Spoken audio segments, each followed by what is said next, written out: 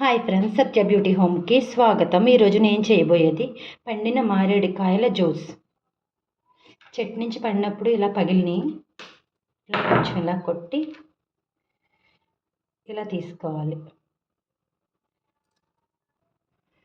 ఇలా పండిన దాన్ని తీసుకోవాలి. ఇలా ఒక స్పూన్ సాయంతో ఇదంతా తీసుకోవాలి. ఇలా నీట్గా లోపల పండిందంతా తీసుకోవాలి. అన్నీ ఇలా నీట్గా తీసుకోవాలి. తీసుకున్న మారేడు పండు గుజ్జు నుంచి ఇలా కొద్దిగా వాటర్ వేసి ఇలా చింతపండు స్మాష్ చేసినట్టుగా చేసుకోవాలి. ఇలా స్మాష్ చేసుకుంటే ఈ గింజల నుంచి చేదు ఉంటుంది, అందుకని మిక్సీలో చేయకూడదు. ఇప్పుడు ఒక స్ట్రైనర్ పెట్టుకుని దాంట్లోకి తిరగబోసుకోవాలి. దీంట్లో ఇలా స్మాష్ చేసుకుంటూ ఉంటే పిప్పు మొత్తం వచ్చేస్తుంది.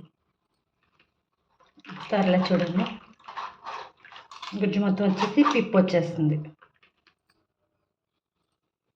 గింజలు, పీచు ఇవన్నీ ఇందులో ఉండిపోయాయి. చింతపండు గుజ్జులా జ్యూస్ ఇలా వచ్చింది. ఒక నిమ్మకాయ జ్యూస్ కలుపుకోవాలి.